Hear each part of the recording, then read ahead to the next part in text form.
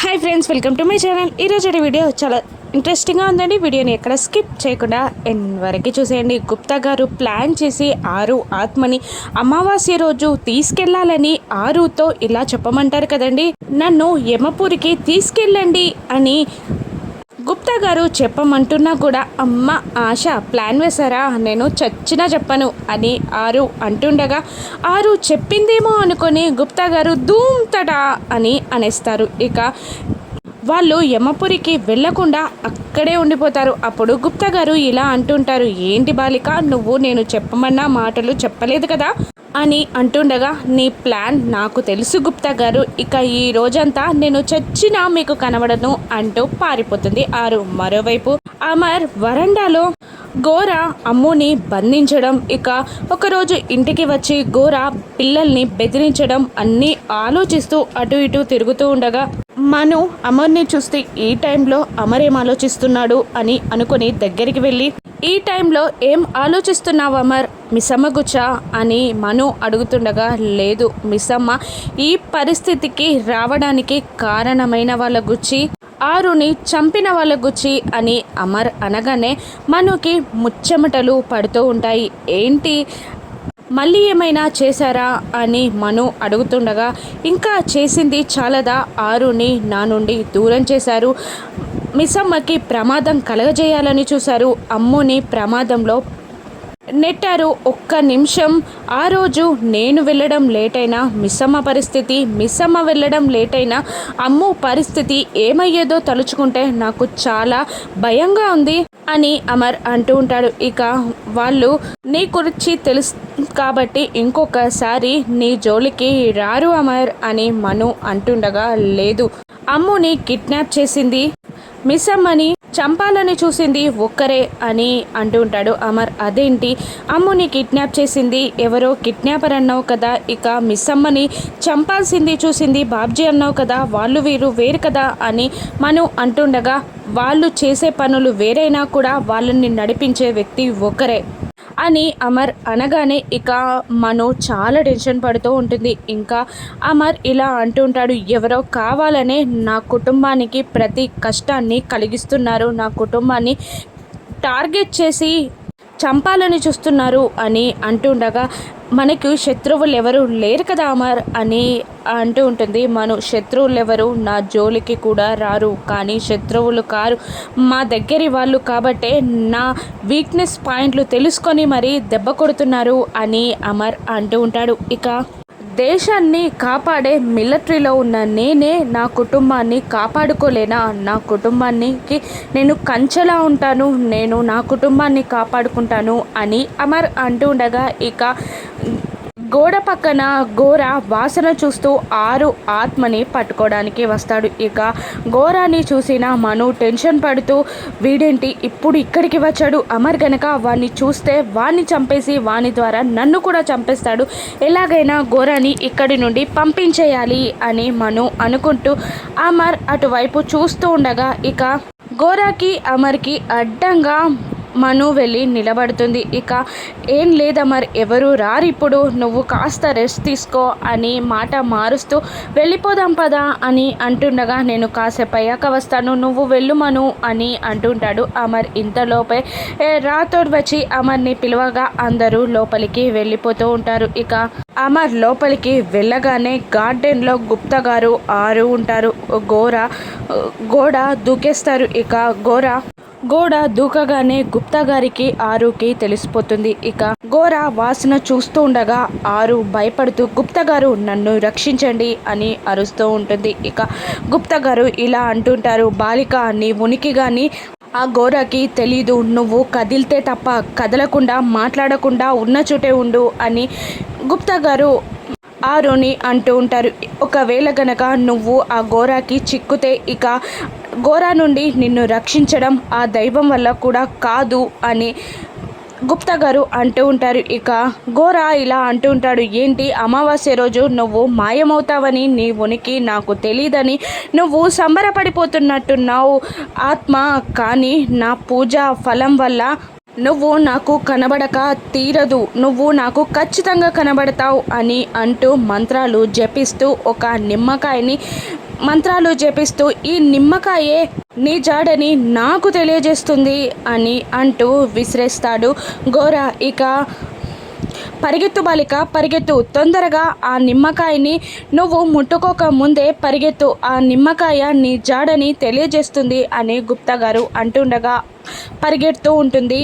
ఆరు లోపలికి వెళ్ళిపోతుంది. ఆరు నిమ్మకాయ కూడా లోపలికి వెళ్తూ ఉంటుంది. గోరా లోపలికి వెళ్ళడానికి ప్రయత్నిస్తూ ఉండగా ఇక గోరా వచ్చాడని తెలుసుకున్న బాను గోరాని అడ్డుకుంటుంది. నువ్వు ఇక్కడి నుండి వెళ్ళు, నువ్వు కనుక వచ్చావని తెలిస్తే నువ్వు అమరికి దొరికితే నిన్ను చంపి నన్ను కూడా పాతి పెడతాడు, వెళ్ళు వెళ్ళు అని మను అరుస్తున్నా కూడా ఇక గోరా వినకపోయేసరికి ఇక గోరాకి మనుయే స్వయంగా రివాల్వర్ని గులిపెట్టి నువ్వు ఇప్పుడు వెళ్తావా లేదంటే నిన్ను కాల్చమంటావా, నువ్వు దొరికితే నేను చచ్చిపోతాను, నా ఆశలన్నీ నిరాశలైపోతాయి అని అంటూ మను బెదిరిస్తూ ఉంటుంది గోరాని. ఇక ఆరు దగ్గరికి ఆ నిమ్మకాయ వెళ్లకుండా అమర్ కాలిని అడ్డం పెడతాడు. ఇక ఆరు ఊపిరి పీల్చుకుంటుంది. ఇక నిమ్మకాయకి కాలు అడ్డం పెట్టిన అమర్ని ఆరుని గుప్తా గారు చూసేస్తారు. ఇక నువ్వు ఆ కుటుంబానికి బలమో ఆ కుటుంబం నీకు బలమో నాకు తెలియట్లేదు బాలిక,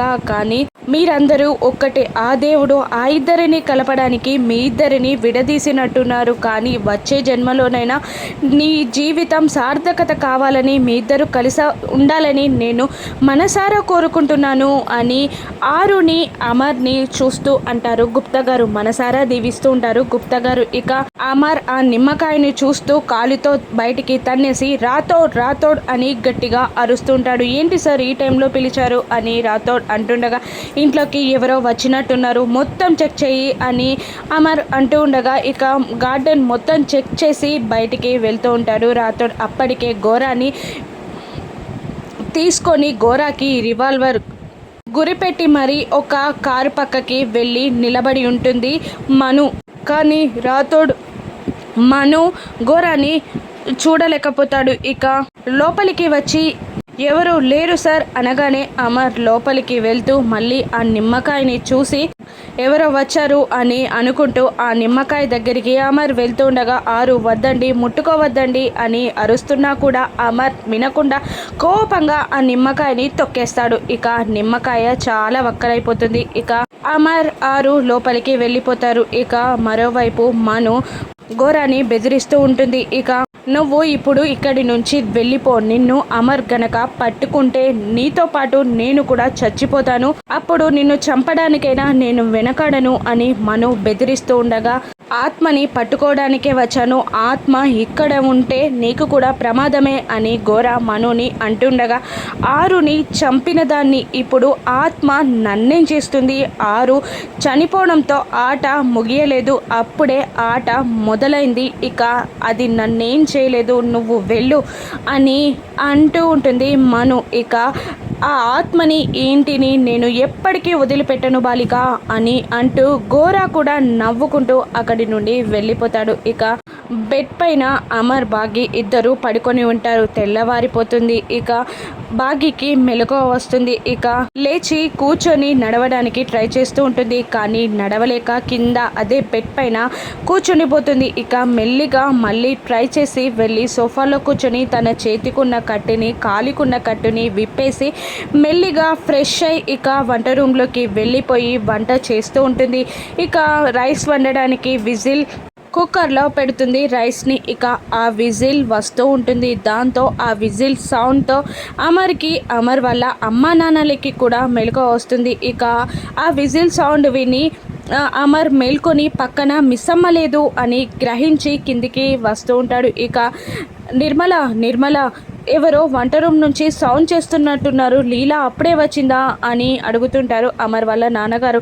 ఒక్కరోజు సెలవిస్తేనే అది 10 రోజుల దాకా రాదు, మీరు 10 రోజులు వెళ్ళమన్నారు, అది ఇంకెప్పుడు రావాలి అని అంటూ ఉంటుంది నిర్మలమ్మ. ఇక మరి వంట రూమ్లో ఎవరో ఉన్నారు, చూద్దాం పదా అని అంటూ వెళ్తూ ఉంటారు నిర్మలమ్మ గారు అమర్ వాళ్ళ నాన్నగారు. ఇక అమర్ స్టెప్స్ దిగుతూ వస్తూ అక్కడే స్టెప్స్ పైన నిలబడిపోతాడు. ఇక అమర్ వాళ్ళ అమ్మ నాన్నలు వంట చేస్తుందని తెలుసుకొని ఆశ్చర్యంగా చూస్తూ ఉండిపోతారు. ఇక అమర్ వాళ్ళ నాన్నగారు ఇలా అంటుంటారు, అదేంటమ్మా నీకెందుకు కష్టం, నీకే ఒంట్లో బాగాలేదు కదా, ఇప్పుడు నువ్వెందుకు వంట చేస్తున్నావు, హోటల్ నుంచి తెప్పించుకునే వాళ్ళం కదా అని అమర్ వాళ్ళ నాన్నగారు అంటుండగా, అదేం మాట అంకుల్ అలా మాట్లాడుతున్నారేంటి, ఈరోజు పిల్లలకి ఫస్ట్ డే స్కూల్, ఆరు అక్క ఉంటే అలాగే వదిలేసేదా, ఈ పరిస్థితుల్లో ఉన్నా కూడా ఆరు అక్క పిల్లల కోసం అన్నీ చేసి పిల్లల్ని స్కూల్కి పంపించేది, అక్క లేని లోటుని నేను తీర్చలేను, కానీ పిల్లలకి మాత్రం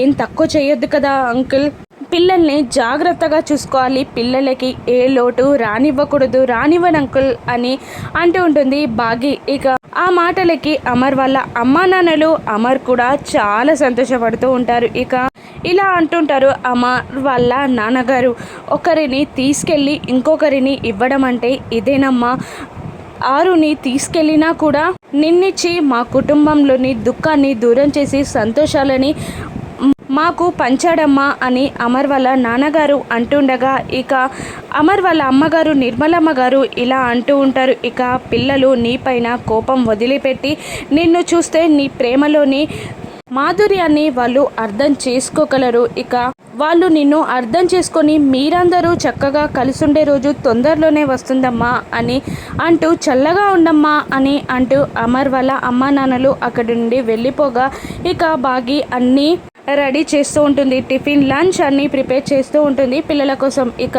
పైన కబోర్డ్లో ఉన్న ఐటమ్స్ని అందుకోవడానికి బాగి చాలా ఇబ్బంది పడుతూ ఉంటుంది, ఎందుకంటే తనకు కాళ్ళు నొప్పి కూడా ఇంకా తగ్గలేదు కదా, చాలా అవస్థ పడుతూ ఉండగా వెనక నుండి అమర్ వచ్చి ఆ కబోర్డ్ ఓపెన్ చేసి బాగికి దగ్గరగా ఉండి ఆ ఐటమ్స్ అన్నీ కూడా అందిస్తూ ఉంటాడు. ఇక బాగి అలా చూస్తూ ఉండిపోతుంది అమర్ని. థ్యాంక్ యూ మిస్ అమ్మ అని అమర్ అంటుండగా, ఎందుకు, నేనేం మీకు హెల్ప్ చేయలేదు కదా, నాకు థ్యాంక్స్ ఎందుకు, పిల్లల విషయంలో మీకెంత బాధ్యత ఉందో నాకు అంతే బాధ్యత ఉంది అని అంటూ ఉంటుంది బాగి. ఇక అమర్ నేనేమైనా హెల్ప్ చేయనా అని అమర్ అడుగుతుండగా, అవసరం లేదు, ఆల్మోస్ట్ పూర్తి అయిపోయింది, నేను మేనేజ్ చేయగలను, మీరు వెళ్ళి ఫ్రెష్ అయ్యి జాగింగ్కి వెళ్ళండి అని అంటూ ఉంటుంది బాగి అమర్ని. అలాగే అని అంటూ ఇక బాగీని చూస్తూ అమర్ వెళ్ళబోతూ ఉంటాడు. ఇక పిల్లలు బాగి ప్రేమని అర్థం చేసుకుంటారా, ఇక ఘోరాని అమర్ పట్టుకుంటాడా,